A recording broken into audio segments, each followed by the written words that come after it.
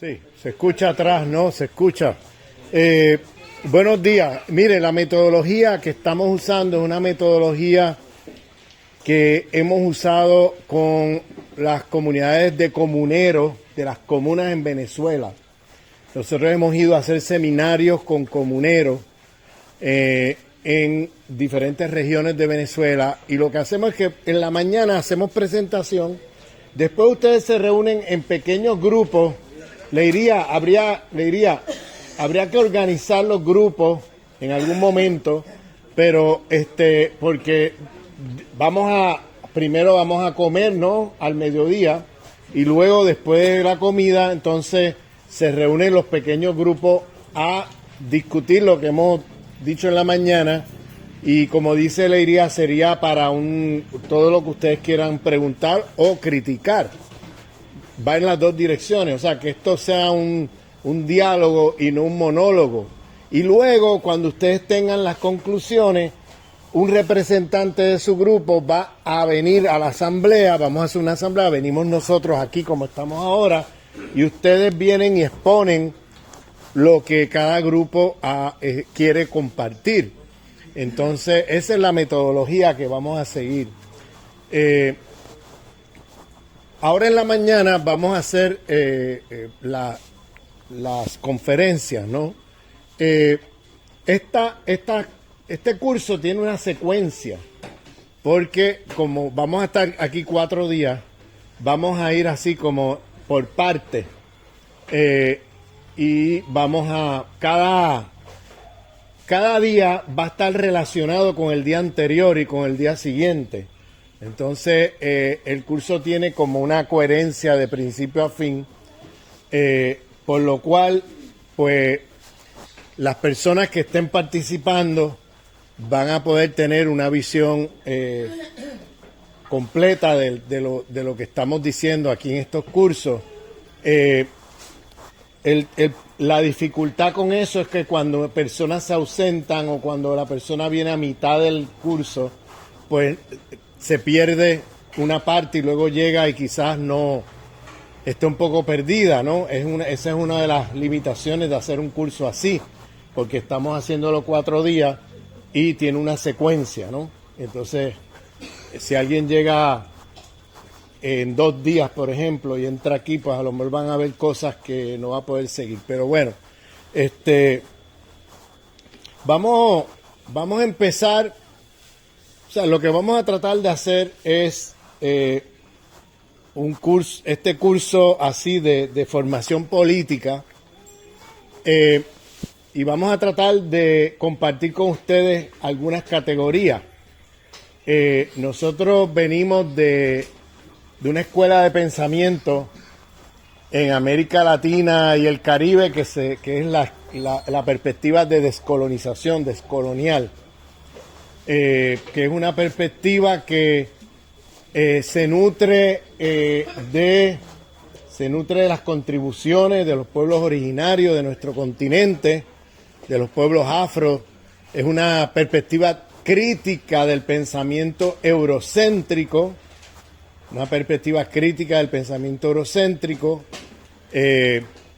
y que intenta plantear un paradigma, una manera de pensar para el siglo XXI que supere los límites de la manera de pensar del socialismo del siglo XX. Para nosotros el socialismo del siglo XX pues tenía unas dificultades, y una de ellas grave era la perspectiva de la cual partían, que era eurocéntrica. Por favor, compañeras, hay sillas por aquí. Bienvenidas. Y hay la perspectiva eurocéntrica del socialismo del siglo XX. Todo eso lo vamos a explicar en el transcurso de la semana, pero entendemos que para el siglo XXI no podemos ir con el paradigma del 20 que no nos sirvió para transformar el mundo como queríamos y deseábamos. Entonces vamos a plantear otra manera de pensar esto,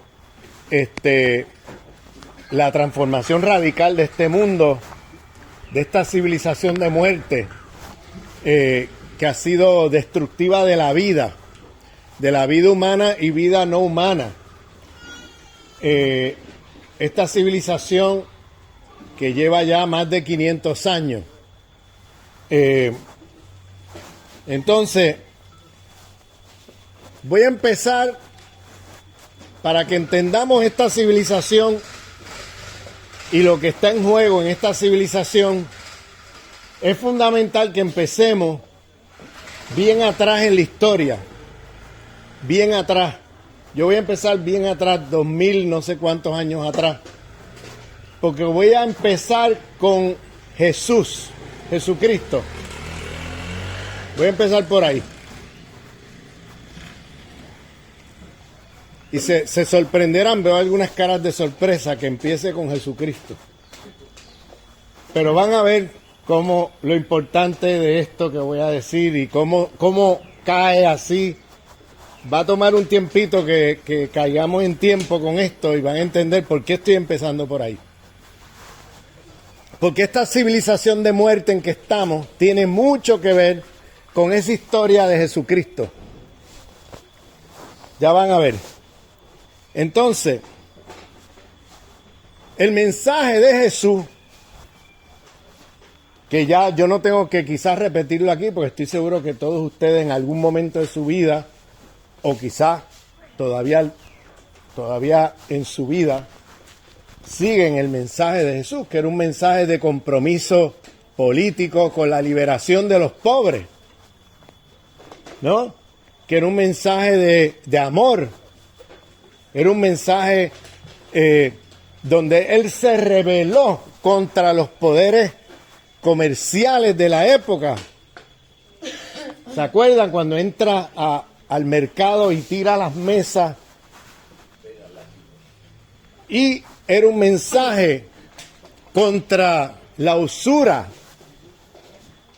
Los usureros, que hoy día se le llama capital financiero, los banqueros. Un mensaje de crítica a todos esos poderes.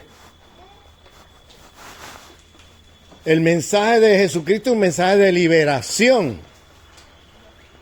Era un mensaje de liberación contra los poderes fácticos de su época. Si ustedes miran toda la tradición profética en la Biblia, toda, desde Moisés en adelante, es una tradición que esos profetas siempre entraron en conflicto con los poderes de su época, con los explotadores de su época, con los dominadores de su época. Siempre, todos. Uno con los faraones, otro después con los imperios romanos. Pero siempre entraron en conflicto. Los poderes fácticos los perseguían. Y vamos a ver todo eso, por qué y todo eso. Empecemos con Jesucristo. Jesús.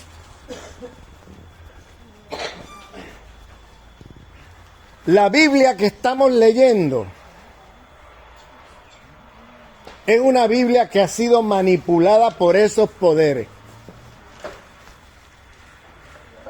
No solamente porque han distorsionado el mensaje, sino porque las traducciones que han hecho, y eso nosotros no lo sabemos a primera vista, esa Biblia que estamos leyendo no es la Biblia original. Es una Biblia que ha sido manoseada por los poderes fácticos. No sé cuántos de ustedes sepan cuál era la lengua que hablaba Jesús. ¿Ah? El arameo. Hablaba arameo, que era una lengua semita de los pueblos del desierto de lo que llamamos hoy esa zona del Medio Oriente. Específicamente Palestina. Jesús era palestino. ¿Sabían eso? Jesús era palestino, de origen judío, palestino. No israelí, palestino. Israel no existía.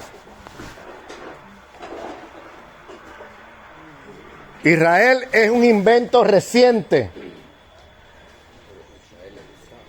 El Estado de Israel es un invento reciente. Israel en esa época como tal no existía, existía Palestina. Bien, y donde habían judíos. Bien, vamos a historizar estas cosas un poco. Habían judíos en Palestina. El Israel, usted quizá, hubo un momento, ¿no?, que está en la Biblia, se habla de Israel, ¿no?, de un Israel de la Biblia, ¿no?, que no es el Estado, que no tiene nada que ver, que es el pueblo. Bien, pero el lugar se llamaba Palestina y se llama todavía hoy Palestina. Jesús era palestino. Entonces, Jesús hablaba arameo, porque era la lengua que se hablaba en esa época, en ese lugar, que hoy que se llama Palestina, que se llamaba ya en ese entonces Palestina. El arameo. ¿Cuál era la palabra que usaba Jesús para nombrar al ser divino? ¿Ah? No. Java, dice él. No. No era Yahvé. Jesús no hablaba hebreo. Él no hablaba hebreo. No, Elohim es hebreo. Él no hablaba hebreo. Eso es el Antiguo Testamento. Él no hablaba hebreo. Él hablaba arameo. Por eso empecé por ahí. Para que sepan que él hablaba arameo. Él no hablaba hebreo. No se hablaba hebreo en la época de Jesús, donde él nació y vivió. Se hablaba arameo. Entonces todas esas palabras, Elohim, Yahvé, Yahé, todas esas palabras eran en hebreas. Él hablaba arameo. Y la palabra, fíjense cómo después de 2000 años,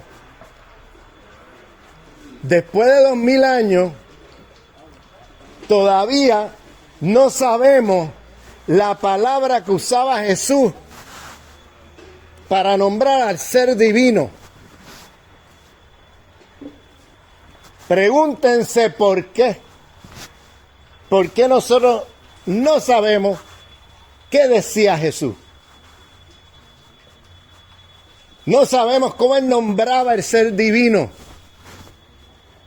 Porque eso lo han ocultado.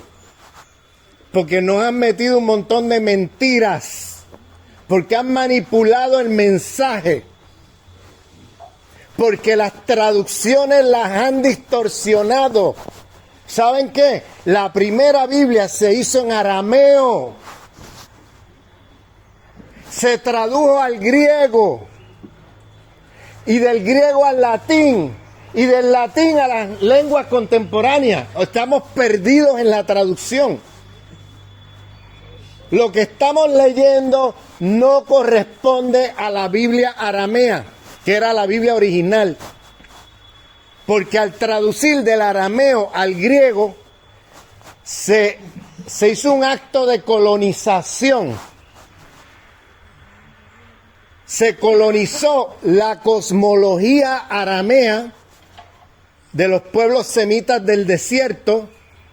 Al traducir al griego se le metió allí la cosmovisión griega, que es dualista. Voy a explicar eso, que es dualista.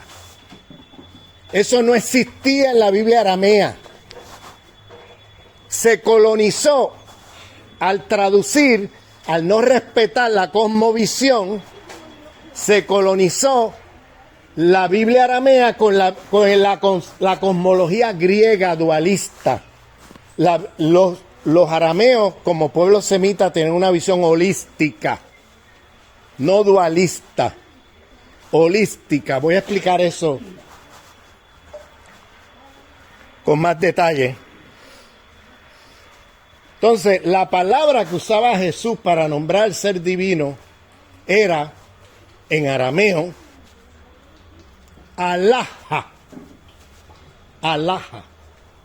Esa era la palabra que él usaba. Alaja. Según la Biblia aramea. Suena a los musulmanes porque esos son todos lenguas que son una familia de lenguas de los pueblos semitas del desierto. Por eso el árabe es una lengua, el hebreo, el arameo, todas esas son lenguas de los pueblos semitas del desierto. Y por eso, por ejemplo, los árabes dicen Allah y los arameos decían Alaja.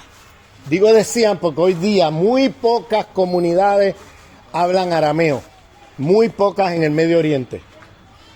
Y muy pocas comunidades leen la Biblia en arameo. Nosotros estamos leyendo una Biblia que ya fue colonizada con la cosmovisión griega y le ha cambiado y distorsionado los sentidos. Y eso se hizo también de manera consciente por los poderes fácticos que querían también quitarle al mensaje original de Jesús la parte, vamos a ponerlo así, crítica. Querían hacerlo a modo para los intereses de los poderosos. Un mensaje que entrara como anillo al dedo para los poderosos. Un mensaje voy a distinguir aquí entre cristianismo y cristiandad. El cristianismo es el mensaje originario de Jesús. La cristiandad es una teología de dominación. Es una teología que los poderosos agarran el cristianismo, modifican y distorsionan las traducciones y generan una nueva visión del cristianismo que le vamos a llamar cristiandad, que es el punto de vista de los poderosos, de los explotadores, de los dominantes, de los opresores. Eso es la cristiandad. Es el punto de vista de los opresores. Y distorsionaron el mensaje. Distorsionaron todo. Para que hubiera entonces una teología de dominación que los pueblos absorbieran, internalizaran y fueran colonizados con esa teología, de manera que la gente no se rebele contra la injusticia, sino que la gente pasivamente acepte la injusticia de los explotadores y los opresores.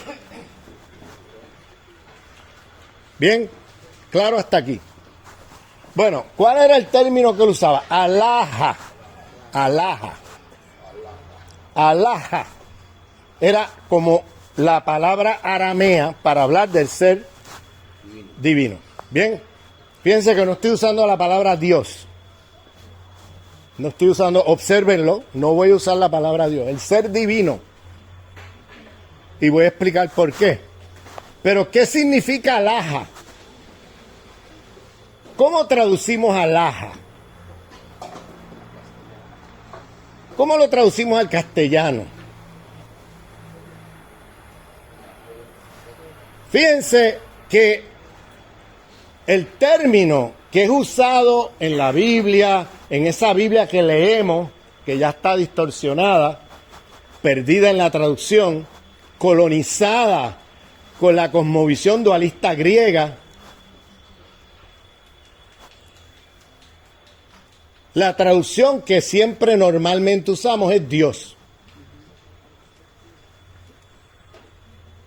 Pero si yo uso la palabra Dios aquí, después de 2000 años de cristiandad,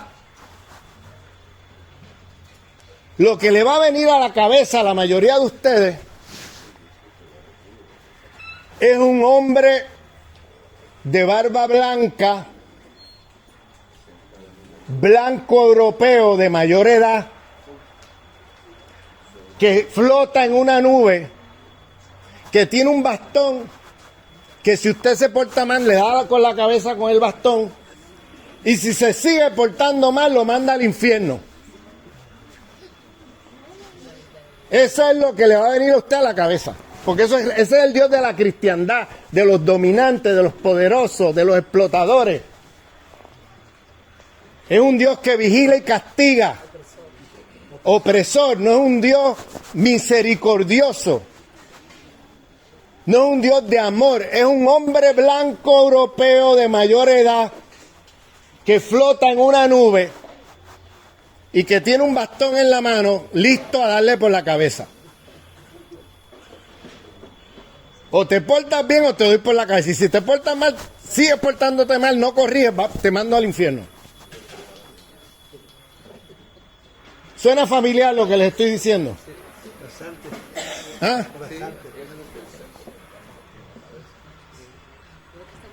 Y eso es el Dios que nos están vendiendo todos los días. A nombre del mensaje de Jesús. Que a saber qué fue ese mensaje. ¿Me entiendes? Y estamos leyendo una Biblia que ya está manoseada por los poderosos.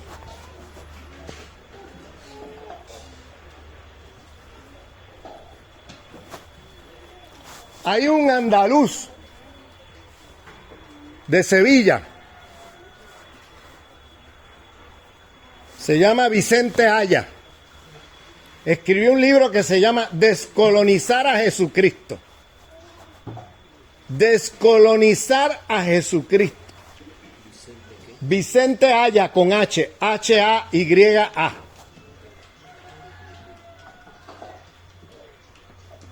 Lo que yo estoy diciendo aquí se lo debo a ese señor. Porque ese señor, ¿saben lo que hizo? Se puso a aprender arameo. Una lengua que ya hablan pocas comunidades por el Medio Oriente, por allá, por los países árabes. Pocas comunidades hablan esa lengua. Está casi extinguida la lengua. Él se puso a aprender arameo. ¿Y saben lo que hizo? Empezó a traducir la Biblia del arameo al castellano, al español, respetando la cosmología, sin meterle allí la cosmología griega. Y cuando hizo ese ejercicio, se quedó con la boca abierta, porque empezó a ver todas las distorsiones que han metido allí, en las traducciones. Y se puso a leer la Biblia aramea y encontró en la Biblia aramea un montón de cosas que no tienen nada que ver con con la Biblia que estamos leyendo.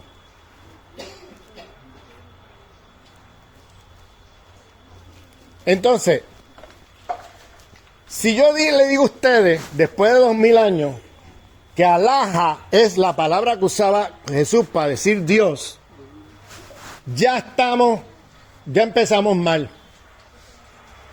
Porque estamos usando una categoría que Jesús nunca usó. Para Jesús, el ser divino no era un hombre blanco europeo de mayor edad, con una barba blanca, con un bastón que vigila y castiga. Eso no es la traducción de lo que estaba refiriéndose Jesús. Si ya yo digo Dios para traducir Alá, ya estoy colonizando el mensaje de Jesús. Fíjense la imagen de Dios que tenemos después de 2000 años. Cuando decimos Dios, enseñaron, viene a la cabeza ese hombre con la barba, hombre blanco europeo, no es cualquier hombre, es un blanco europeo, que puede ser un blanco criollo de Guatemala, o de México, o de otro país, pero es un blanco de origen europeo. ¿Se fijan que ya ahí hay un problema de racismo? De racismo. Ya empezamos mal si lo traducimos como Dios. Porque nos han metido tanto en la cabeza la cristiandad esa idea de que Dios es un hombre blanco europeo. Nos han metido en la cabeza esa idea de que Dios es un hombre blanco europeo, que nos los hemos tragado. Y ya lo presuponemos, ya lo asumimos. En la definición de Dios, ya enseguida estamos en lo que nos viene a la cabeza, cierra los ojos, es ese hombre blanco europeo. Dios es un hombre blanco europeo que flota en una nube con un bastón que vigila y castiga. Eso es lo que nos viene a la cabeza inmediatamente cuando cierra los ojos. ¿Y de dónde viene eso? Viene del mensaje distorsionado que nos mete la cristiandad todos los días. En su versión protestante o católica, no importa. En cualquiera de las dos versiones. Comparten eso. Comparten esa visión de Dios racista. Porque siempre se imagina como un hombre blanco europeo. ¿De dónde viene esa imagen? De un hombre blanco europeo con una barba de mayor edad flotando en las nubes. Zeus, el dios de los griegos, Zeus. Cuando traducen al griego, del arameo al griego, allí se coló Zeus. Si ustedes miran las imágenes de Zeus en la cosmovisión griega de hace 2500 años, ustedes van a ver un hombre blanco europeo de barba blanca flotando en una nube que vigila y castiga. ¿Se fijan lo que estamos hablando aquí? Eso no fue el mensaje de Jesús. Nunca asoció a Dios, esa palabra Dios, con un hombre blanco europeo y todo eso. Alá era otra cosa. No era eso.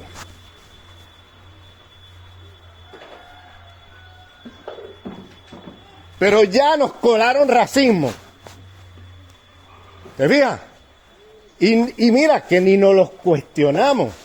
Que lo tenemos como así, como dado por natural y sentado, que Dios es un hombre blanco europeo, una barba blanca que flota en una nube. Y ya nos están colando una narrativa racista ahí. Rápidamente, ya. Dios, un hombre blanco europeo. Ya estás en el racismo. Ya estás en la idolatría, porque le estás atribuyendo a los hombres blancos la capacidad de representar el ser divino. ¿Ves? Ya estás en la idolatría, le estás atribuyendo a hombres blancos europeos, de origen europeo, esos atributos de sacralidad. Ya estamos en el racismo.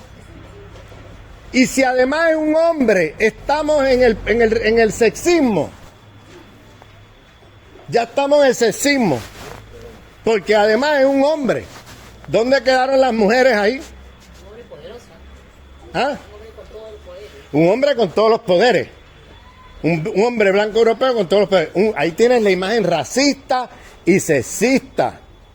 De inferiorización de todos los pueblos y de todas las mujeres. Ya tienes ahí la estructura racista y patriarcal. Las dos ahí las tienes. ¿Ves? Entonces, fíjate cómo nos van colando una teología de dominación, nada más que en la imagen que nos ponen allí de Dios. Y cuando miramos la imagen de Jesús, allá hay otro problema. Aparece Jesús como otro hombre blanco, de ojos claros. Cualquier persona que conozca un poco de la historia sabe que en esa época, esa parte del mundo, Palestina, la gente tenía la piel oscura, eran negros, no eran blanquitos. Pero cuando usted ve las imágenes de Jesús en esas iglesias de la cristiandad protestante o católica, aparece otro hombre blanco. ¿Te fijas por dónde vamos? Entonces, ya ahí empezaron los problemas. Ya ahí. Entonces, ¿qué quería decir para Jesús en su época la categoría de alhaja? Alhaja no es Alá es el nombre que usa para el ser divino. No, yo no la traduzco como Dios y rehúso traducirla como Dios. Porque si nosotros empezamos a hacer eso, el mensaje que vamos a lanzarle a la gente es que es ese hombre blanco con la barba blanca flotando en una nube, ese tipo de imágenes idolátricas, fetichistas, que endiosan a los hombres blancos. Entonces yo rehúso usar la palabra Dios porque esa palabra ya está contaminada con estas imágenes. Después de 2000 años de machacar con eso. Han estado machacando con eso, dale que dale, dale que dale. Y ya no hay ni que decir nada. Uno dice Dios y cierra los ojos y eso es lo que se te aparece. Y eso viene de Zeus, el dios de los griegos, que se coló allí en la traducción. Entonces estamos ante una teología de dominación, la que se va gestando, que voy a explicar aquí. Pero vayamos a la definición de alhaja y cómo traducir alhaja. Para Jesús, alhaja es una categoría cosmológica. Cosmológica significa que viene de una visión de mundo. Viene de una cosmología, de una visión de mundo. Que esa categoría forma parte de toda una visión del universo, del mundo, de la vida.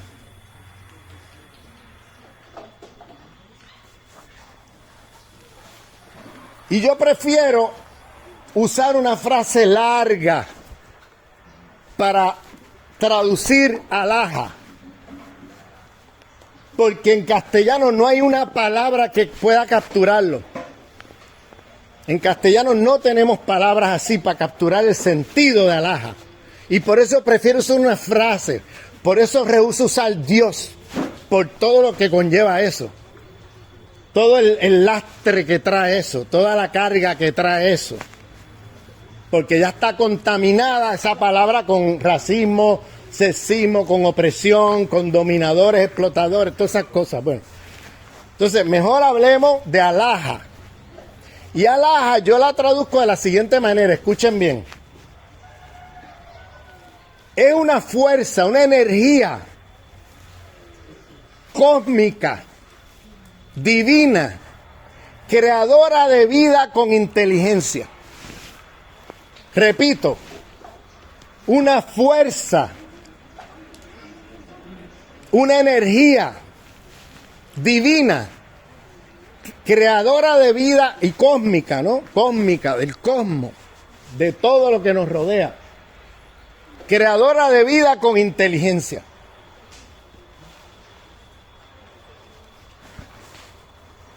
¿Qué significa eso? Es la fuerza de la creación de la vida. Es la energía de la creación de la vida a escala universal. En todo lo que nos rodea. Con inteligencia. ¿Por qué con inteligencia? Porque si usted mira todo lo que nos rodea, si usted mira las estructuras del universo, si usted mira si se mete en un microscopio y mira las estructuras micro, las partículas, pareciera que está todo creado y fabricado por un ingeniero, porque todo está organizado, como si hubiera una inteligencia detrás, creando las cosas con estructuras de ingeniería. Si usted mira el DNA, la estructura genética, o si usted mira el universo, usted ve que todo tiene un sentido, una organización. Todo tiene detrás una inteligencia que lo ha creado de esa manera. Entonces, por eso se está hablando de una energía, una fuerza cósmica, divina, creadora de vida con inteligencia. Todo lo que nos rodea es parte de ese ser divino que ha creado la vida. Todo lo que nos rodea. Pero no ha creado la vida y ya, ha creado la vida con inteligencia, porque si lo observas con detenimiento, todo está estructurado, como si hubiera un ingeniero diseñando la creación. Todo tiene una estructura, un sentido. Cuando miras la naturaleza alrededor, tú vas a ver que hay en la misma naturaleza equilibrios que se mantienen ahí como parte de la creación.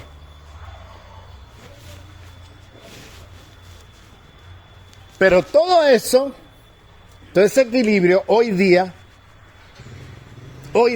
está en cuestión, signo de interrogación. Porque hay una civilización que se creó hace más de 500 años, que es la modernidad capitalista occidental, destructora de la vida. Y está destruyendo la vida. Entonces, vamos a eso con calma. Voy a llegar allí, pero primero vayamos a través de este pasaje. Vamos a transitar este pasaje de Jesús. Entonces, ¿qué significa esto desde el punto de vista político? La idea de que hay una fuerza creadora de vida con inteligencia que es trascendente, pero también es inmanente porque nos crea también a nosotros. Es trascendente e inmanente al mismo tiempo. Es trascendente porque nadie es esa fuerza. Nada alrededor de nosotros es equivalente a esa fuerza. Nadie es sagrado con letra mayúscula, porque nadie es eso. Pero todos somos sagrados con letra minúscula, porque todos somos creados por esa fuerza. Seguimos. Todos somos sagrados con letra minúscula, porque todos somos parte de esa creación, todos, los árboles, los humanos, los animales, todos. Pero nadie es esa fuerza, esa energía divina, creadora de vida con inteligencia. Nadie es eso. Quien pretenda ser equivalente a eso ya está en un problema, y es lo que se ha conocido en la tradición profética como la idolatría. Idolatrar es tomar una piedra, un animal o un ser humano como si fuera equivalente, sagrado con letra mayúscula, como si fuera equivalente a esa fuerza. Entonces está sacralizando seres que son sagrados con letra minúscula, pero no con letra mayúscula.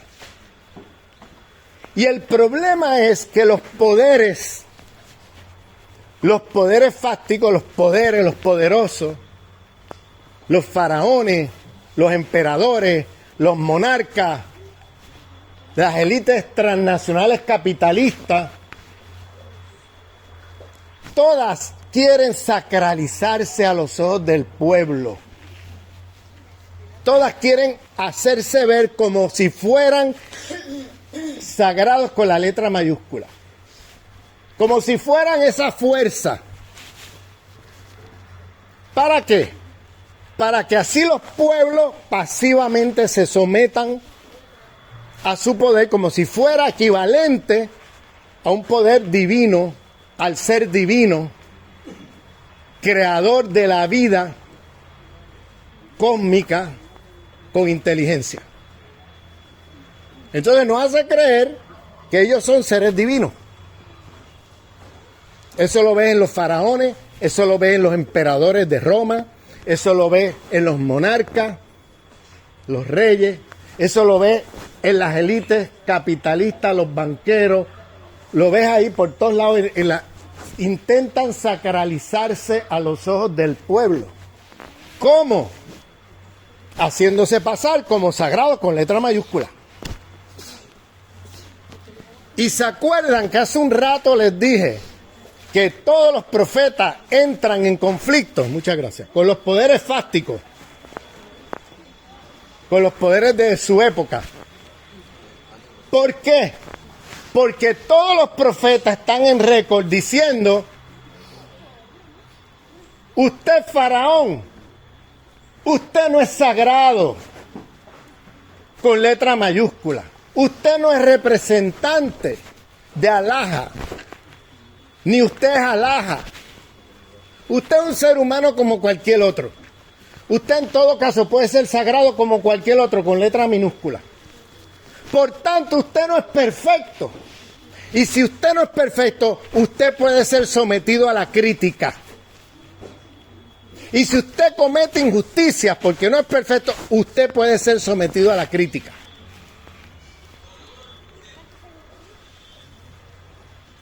Porque usted no es sagrado con letra mayúscula. Y ahí los profetas perseguidos, todos perseguidos.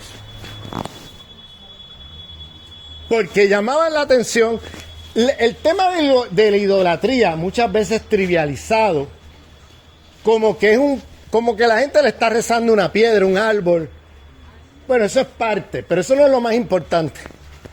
Lo más importante es cuando la gente se somete a los poderes fácticos como si fueran sagrados. Cuando la gente sacraliza los poderes de los poderosos, de los explotadores, de los opresores. Ahí es donde está el problema más importante de la idolatría. Y por eso todos los profetas entraron en conflicto, no porque criticaran a los que adoraban un becerro de oro, o porque criticaban a los que adoraban un árbol o otra cosa.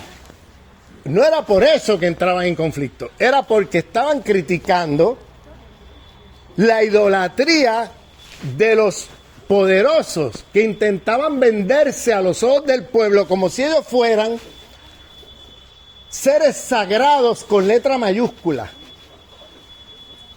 Como no me puedes criticar porque yo soy un representante, un enviado equivalente a Dios.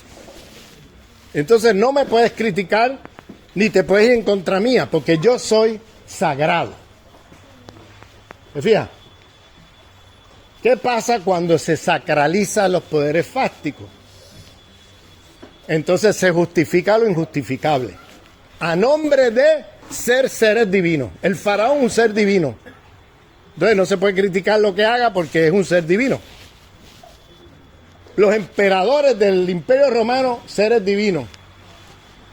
Así mantenían a los pueblos sometidos.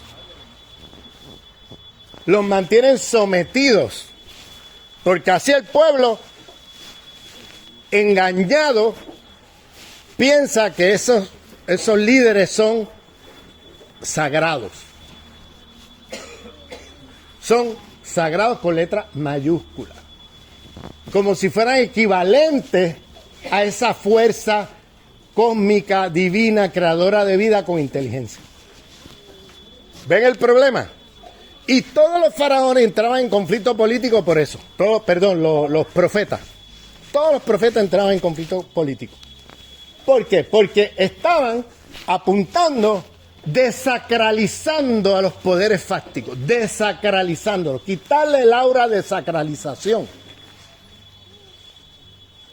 Y ahí se metían en conflicto.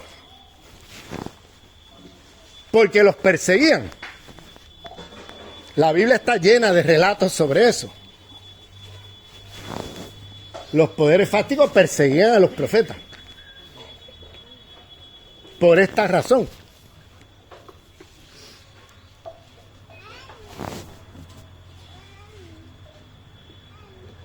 Entonces, ¿qué permitía la cosmología de Alaha?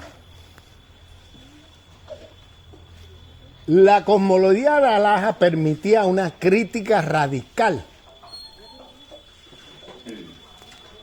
al mundo terrestre de los poderes fácticos de los humanos.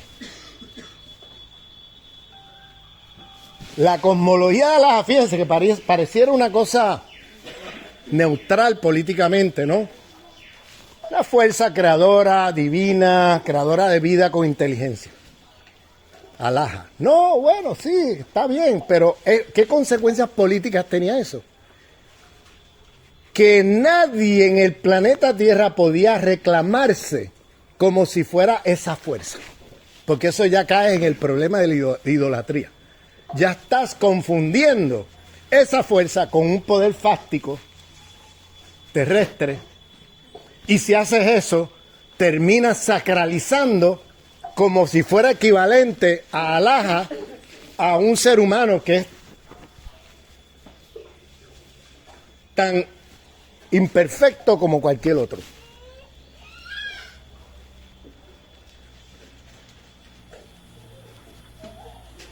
Entonces, la crítica profética es una crítica contra el fetichismo, la sacralización, la idolatría sobre otros seres humanos que se reclaman ser los equivalentes a esa fuerza divina sagrada con letra mayúscula. ¿Para qué? Para que no los critiquen. ¿Para qué? Para que nadie se rebele contra ellos. ¿Te fijas? Eso es una teología de dominación. La teología que predicaba Jesús era una teología de liberación, porque no permitía que ningún ser humano se someta a ninguno otro.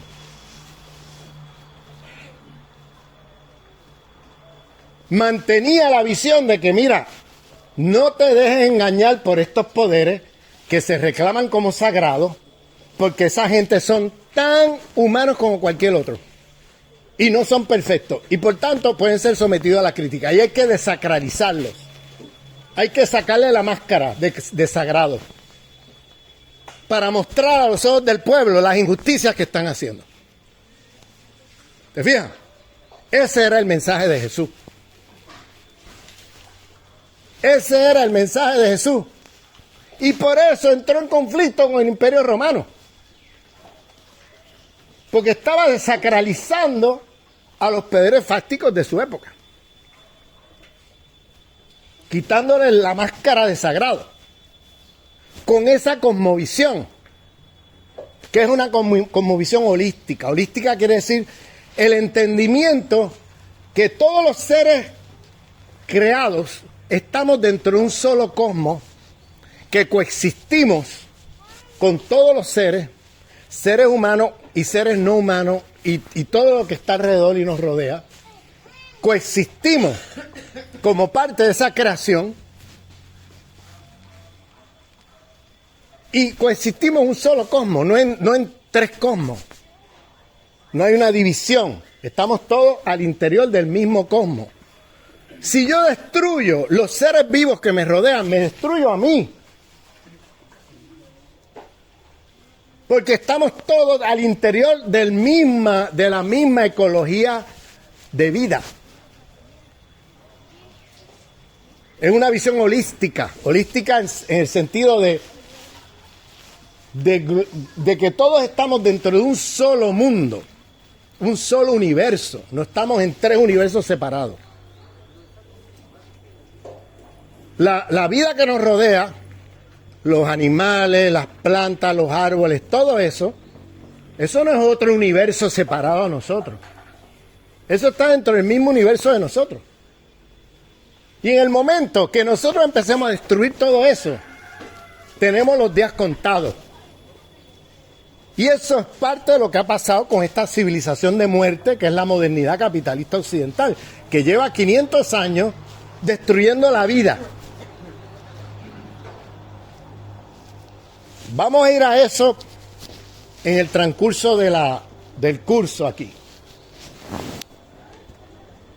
Entonces, están viendo la correlación entre la cosmovisión de Jesús y la crítica política. Los teólogos de liberación en América Latina, por ejemplo, Enrique Dussel, siempre decía, la condición de posibilidad de hacer una crítica es ser ateo ante todos los poderes terrestres que nos rodean. Si tú no eres ateo ante esos poderes terrestres y los sacralizas como si fueran equivalentes a esa fuerza divina creadora de vida con inteligencia, Los está sacralizando, entonces ya no puedes hacerle la crítica. Para hacerle la crítica tienes que ser ateo ante sus pretensiones de sacralización. No ser creyente ni del capital, ni del dólar, ni del Estado. Si te haces creyente de esos poderes fácticos, no vas a poder ser crítico, porque los estás tomando como sagrados, como algo, una representación de algo divino, sagrado, y eso ya está fuera de la crítica. ¿Te fijas? Pero si los ves como otro ser humano igual que tú y lo desacraliza, esa es la condición de posibilidad de la crítica. Eso lo dicen los teólogos de liberación de América Latina. Desfetichizar, desacralizar todos los poderes fácticos que nos rodean. Desde los faraones, los emperadores, los monarcas, los reyes, hasta hoy los estados capitalistas, los estados imperialistas. Todos poderes fácticos que se representan al mundo y a los ojos del pueblo como si fueran sagrados, intocables. No se pueden criticar porque son representantes o equivalentes a el ser divino. O sea, la condición de posibilidad de la crítica política tiene que ser desacralizar todo eso. Empezarlo a ver como lo que son.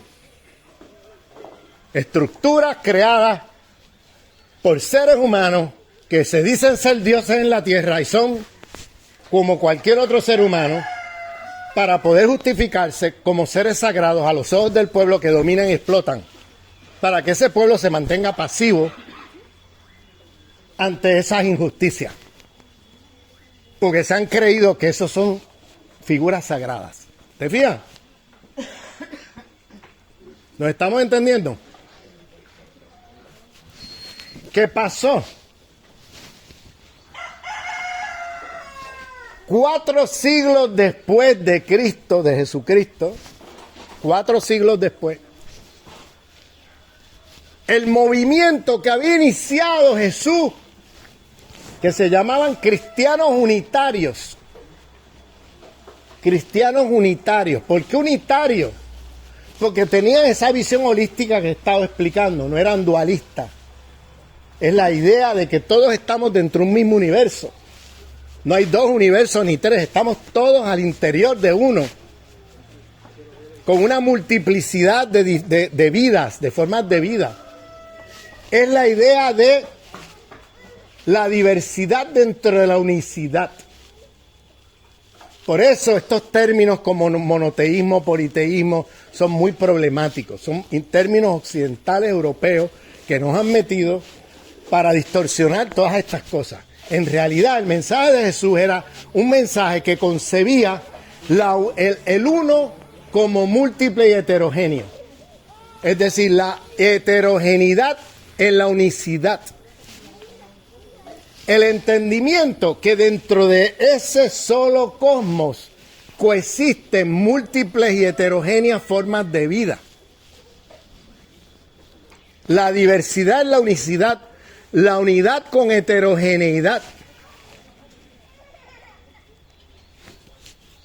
Parecieran términos como paradójicos. Unidad pareciera como homogéneo y heterogeneidad es otra cosa, ¿no?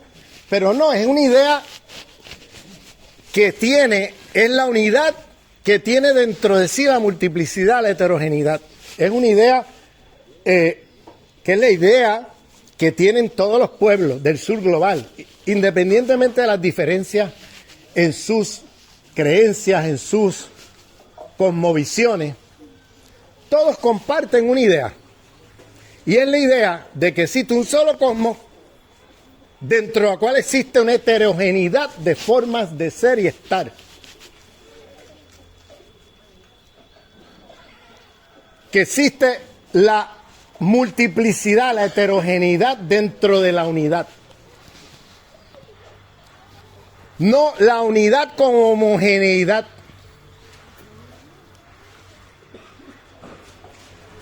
Si ustedes se fijan, estamos dentro de un solo cosmos, pero ¿cuántas formas de vida no hay aquí ahora mismo, mientras estamos aquí? Estamos dentro de un solo universo, un solo cosmos, pero miren alrededor. ¿Cuántas formas de vida no hay aquí coexistiendo? Vida vegetal, vida de, animal humano y animal no humano. Somos animales, somos naturaleza. No nos equivoquemos. Bien. Animales humanos y animales no humanos. Coexistimos todos aquí, mira. Las gallinas, los patos. Entonces, esto es el principio de que la creación misma es una, pero es una creación múltiple y heterogénea. Manténganse con esa idea que vamos a volver ahí. ¿Qué pasó 4 siglos después de Jesús y el mensaje de Jesús? Pues ahí se organizó un movimiento que se llamaban cristianos unitarios, porque tenía esa cosmovisión unitaria, no dualista, de la diversidad y la multiplicidad en la unidad, en el uno. Hay una fuerza creadora de vida con inteligencia, pero con múltiples formas de la creación, coexistiendo en el mismo hábitat, al mismo tiempo. Esa gallina y ese pato, ellos no viven en otro cosmos por allá, ellos viven junto con todos nosotros. Coexistimos en un solo cosmos. Pero la vida es diversa, es heterogénea, ¿ves? Ahí hay formas de vida diversas. Bien. 4 siglos después de Jesús, el movimiento que él organizó, que se llamaban los cristianos unitarios, se convirtieron en un dolor de cabeza para el Imperio Romano y el emperador. Porque ese mensaje que yo les acabo de explicar de Jesús le abrió los ojos al pueblo de que los emperadores del Imperio Romano no eran sagrados, que son seres humanos como cualquier otro, que se están vendiendo como si fueran sagrados, pero que todas esas injusticias no son injusticias que está produciendo el ser divino, son injusticias creadas por seres terrestres que están manipulando el mensaje y se están vendiendo ellos como si fueran sagrados con letra mayúscula. Y lo que hizo ese mensaje de Alhaja, que les acabo de explicar, esa cosmología, esa cosmovisión, creó un movimiento antiimperialista contra el Imperio Romano. Porque empezó a desacralizar con ese mensaje los poderes fácticos de la época. ¿Y qué pasó? ¿Y qué pasó?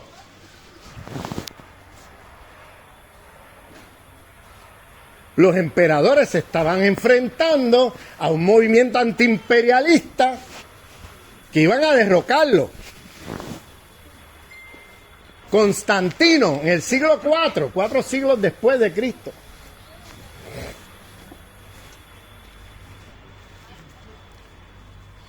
En el siglo IV, Constantino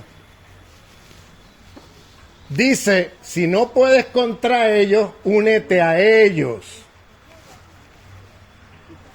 Si no puedes contra ellos, únete a ellos.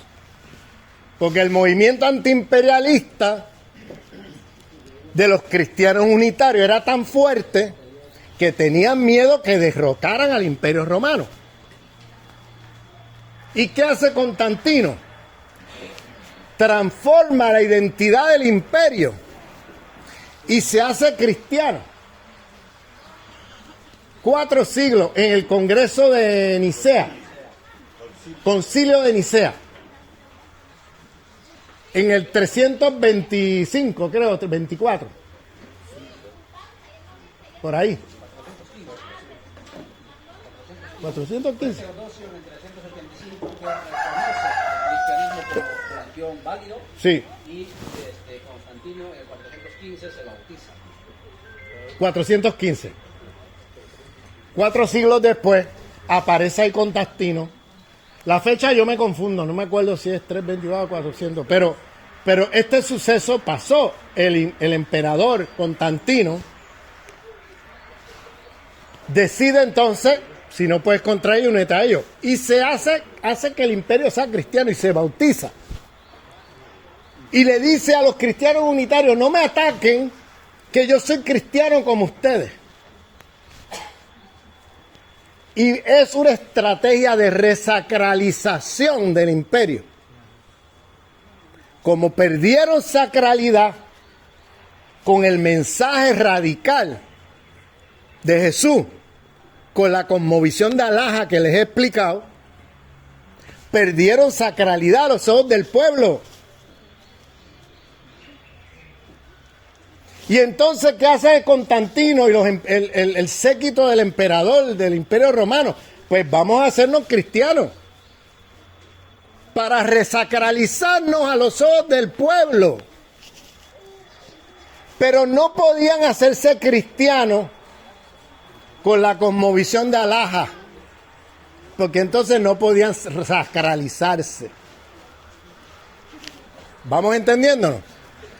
Se tenían que hacer cristianos para decirle al pueblo, no me ataques que yo soy cristiano como tú.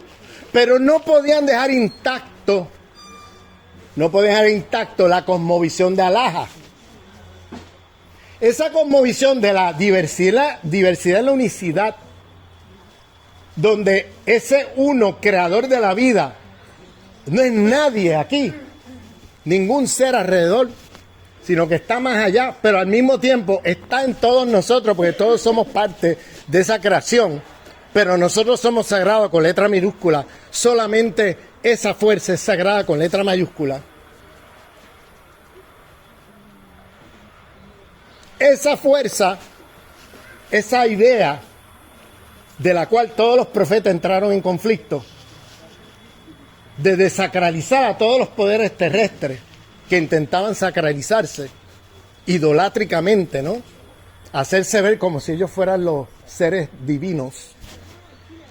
Pues fue tan fuerte esa idea que hubo un movimiento antiimperialista de los cristianos unitarios que pusieron en jaque al Imperio Romano. Y ahí fuerzan a los emperadores a tener que cambiar de identidad. Y decir, yo soy cristiano. Y llamarse ahora cristiano el Imperio Romano, ahora se dicen que son cristianos. Pero no podían dejar la cosmovisión de Alhaja allí. Porque si el propósito de hacerse cristiano era sacralizarse nuevamente a los ojos del pueblo. Pero con la cosmovisión de Alhaja era imposible que se sacralizaran. Fíjense que esa cosmovisión es la cosmovisión de todos los pueblos del sur global. Esa idea de una fuerza creadora de vida con inteligencia, esa idea de la diversidad, la heterogeneidad en la unicidad, eso es Pachamama. Eso es Ubuntu en África.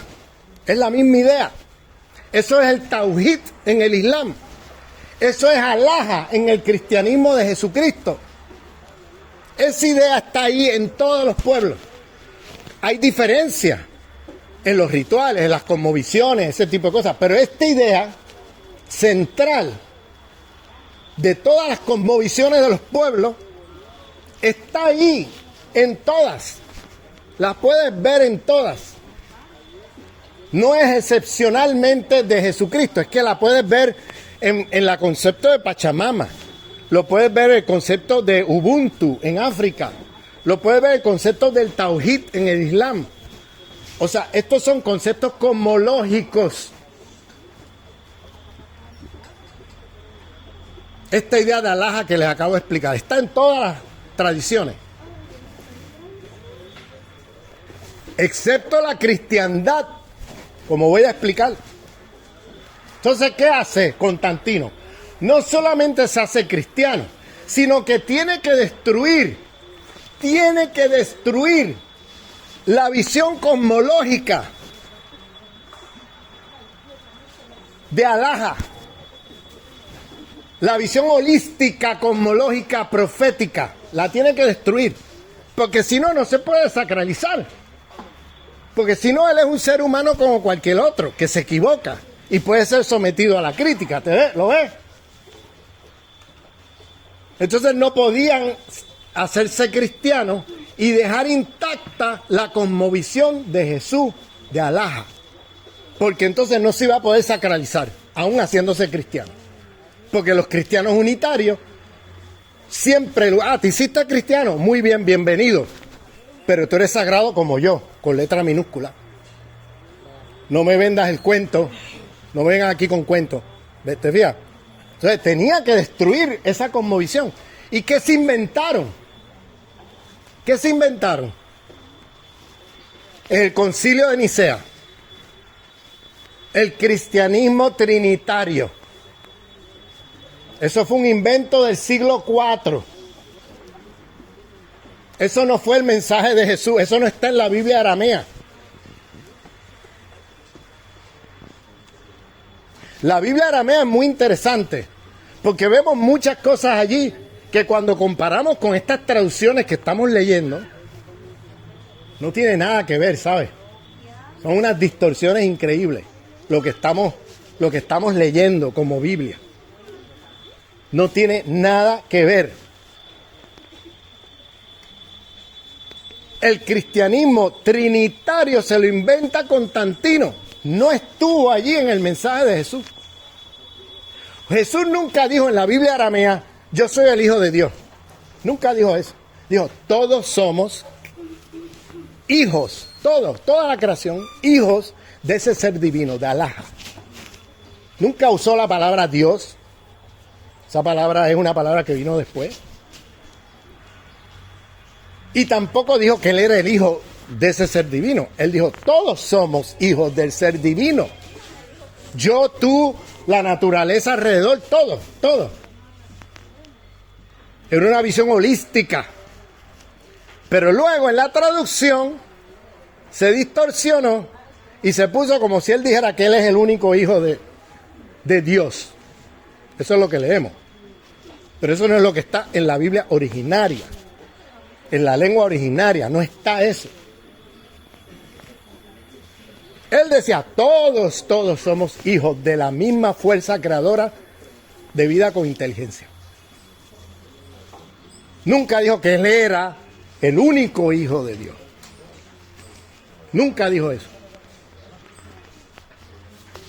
En la Biblia aramea, Jesús es un profeta, como Moisés,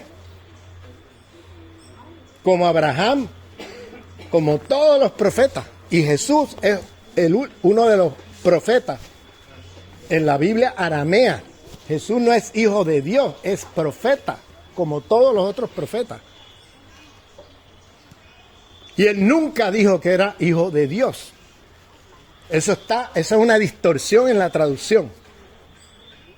Bien, entonces se inventan el cristianismo trinitario. Es un invento del emperador Constantino. Eso no está en la Biblia originaria aramea. Eso es un invento posterior, 4 siglos después, cuando el imperio tiene la necesidad de sacralizarse a los ojos del pueblo, se hace cristiano el imperio y el emperador se bautiza, como dijo aquí Ollantay. Constantino se bautiza cristiano, pero no puede dejar la cosmovisión de Alhaja intacta, porque entonces no se puede sacralizar, ¿te fijas? Pues es uno más y puede ser criticado y todo eso, entonces ya no puede sacralizarse con letra mayúscula. ¿Me están siguiendo? Se tiene que sacralizar con letra mayúscula, y para poder hacer eso se inventan el cristianismo trinitario. ¿Qué es el cristianismo trinitario? ¿Qué es eso? Vamos a describir, ustedes lo saben, lo deben conocer muy bien. El Dios, el Hijo y el Espíritu Santo. El Padre, Hijo y Espíritu Santo, gracias. Padre, Hijo, Espíritu Santo. Es la Trinidad, ¿no? Entonces, esa cosmovisión pone allí un dualismo. Lo que hace el emperador es decir lo siguiente: según el Padre puso el Hijo en la tierra, en ausencia del Hijo, yo, emperador, soy el Hijo de Dios en la tierra. Y ahí se resacraliza el emperador. Porque en la Trinidad está el Padre, el Hijo y el Espíritu Santo. Entonces, por analogía, en ausencia del Hijo que no está aquí con nosotros, yo soy el emperador y yo soy el que ahora estoy en lugar del Hijo. Y tengo esa autoridad. Y entonces se resacraliza otra vez el Imperio Romano con esta idea. Yo soy cristiano, pero se inventan una nueva cosmovisión, diferente a la de Alhaja, para que el emperador pueda vender la moto de que es sagrado, el Hijo de Dios, equivalente al Hijo de Dios, a Dios, todo eso, representante de Dios. Y luego establecen un dualismo entre los seres divinos y los seres del demonio. Escuchen esto, por favor, porque esto que voy a explicar ahora tiene pero unas implicaciones enormes hasta el día de hoy. Esto que voy a decir ahora, presten atención. Presten atención. El dualismo del cristianismo trinitario es entre las fuerzas divinas y las fuerzas del demonio. ¿Quiénes eran las fuerzas divinas? El emperador y su aristocracia y sus seguidores. ¿Quiénes eran las fuerzas del demonio? De Satán. La naturaleza. Todos los seres de la naturaleza pertenecen al reino de Satán. Ahí está el dualismo. Ahí hay un dualismo ahora. Antes todos los seres eran parte del mismo creador, ¿no? De la idea de la diversidad y la unicidad. Todos los seres vivos, las plantas, los animales humanos, todos somos parte de la misma creación. Ahora con el cristianismo trinitario se va a hacer un dualismo donde está el cosmos de Satán y el cosmos de los seres divinos. Y aunque estén alrededor de nosotros, todo eso pertenece a Satán y al diablo. Y empieza a aparecer la narrativa de la naturaleza como enemiga. Esta idea empieza allí. La naturaleza enemiga. Porque es el reino de Satán. Y se inventan ese dualismo, ¿para qué? Para poder sacralizar a los seres divinos, al emperador.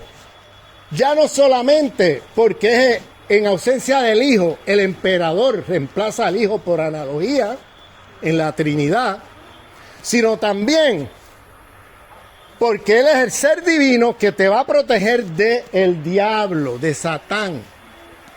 Y la naturaleza es Satán, es otro mundo que pone en peligro el mundo de los seres divinos. Y las mujeres, oigan bien, las mujeres, o escuchen bien, las mujeres en el patriarcado de la cristiandad, porque eso ya es cristiandad, ya eso dejó de ser cristianismo. Ya esa es la cristiandad que les decía al principio, que es una teología de dominación para justificar a los poderosos, a los opresores, a los explotadores. Las mujeres son sospechosas de estar más del lado de la naturaleza que del lado de los seres divinos. Sospechosas de estar poseídas por Satán en el patriarcado de la cristiandad. Por eso la quema de brujas. Por eso quemaron a millones de mujeres acusadas de ser brujas. Porque en el patriarcado de la cristiana, en ese dualismo, las mujeres aparecían como seres ambiguos, más cerca del mundo de la naturaleza de Satán que del mundo de los seres divinos. Todos los pueblos que no comulgaran con ese cristianismo trinitario eran pueblos poseídos por el demonio y había que exterminarlos. ¿Nos vamos entendiendo? ¿Ven por qué estoy empezando por aquí? Que al principio cuando dije voy a empezar con Jesús, todo el mundo hizo así, ¿cómo? Pero ya ves por qué estoy empezando por ahí. Lo empiezan a ver, ¿no? Porque yo vi algunos que por poco se caen de la silla. ¿Ah? La manzana, todos esos cuentos. Bueno, el tema es este, mira, el tema es que cuando se sacraliza otra vez el imperio, pues mete allí el cristianismo trinitario, para por analogía meter al emperador allí en la ausencia del hijo, está el emperador. Estoy yo aquí, yo soy ahora el nuevo ser sagrado, representante del ser divino, soy yo el emperador, ¿ves? ¿Lo ves? Entonces tienen que destruir a los cristianos unitarios que fueron masacrados. Los cristianos unitarios los masacraron porque eran un peligro. Con su cosmovisión era un peligro para los poderes fácticos del Imperio Romano. Y metieron con el cristianismo trinitario ese dualismo entre los seres divinos, que es el emperador y su séquito, y los seres que pertenecen al demonio. Y por ahí metieron todos los pueblos que tuvieran otra espiritualidad diferente, que no comulgaran con esa cristiandad, incluyendo los cristianos unitarios. Los metieron del lado del demonio, con la naturaleza allá. Que hay que exterminar a esa gente, como hay que exterminar todos estos animales y todas estas cosas que nos rodean, que son del demonio. Eso hay que exterminarlo. Y por allá metieron a las mujeres, y por allá metieron a los pueblos con otras cosmovisiones, y por allá metieron toda la naturaleza. ¿Se fijan? Que son ahora, todo el que esté clasificado del lado de Satán, son pueblos a exterminar. Porque son poseídos por el demonio. ¿Suena familiar? Así fue que llegaron los conquistadores aquí a las Américas con la cristiandad, con esa cosmovisión de la teología de dominación. Con eso llegaron acá. Y cuando se encontraron con los pueblos originarios, con civilizaciones más avanzadas que ellos, porque en la época hay que decirlo, los pueblos de acá, las civilizaciones de acá estaban mucho más avanzadas que los europeos en la época. A eso vamos en los próximos días. ¿Qué hicieron? Son pueblos que les rezan a falsos dioses. Están poseídos por Satán. ¿Ve? Eran espiritualidades diferentes a la de ellos, pero como era diferente a la de ellos, lo clasificaron con la naturaleza como el demonio, el reino de Satán. Entonces ahora hay que reprimir a estos pueblos, cristianizarlos, y el que no se quiera cristianizar, lo matamos. El que resista, lo matamos. ¿Te fijas? ¿Te fijas ahora por qué empecé por donde empecé? Sigamos. Entonces, tenemos a los pueblos originarios de eso que llamamos hoy Europa, allá, porque allá empezaron todas estas masacres, y masacraron un montón de pueblos allí, los exterminaron. A los cristianos unitarios los exterminaron, al punto que ya no quedan cristianos unitarios en esa zona del mundo. Los sobrevivientes de esos cristianos unitarios de hace miles de años están en el Medio Oriente, comunidades en el Medio Oriente, pequeñas comunidades por allá. Eso es lo que quedó por allá, por los países árabes. En Europa los exterminaron a todos, por eso allí no queda ningún residuo de los cristianos unitarios.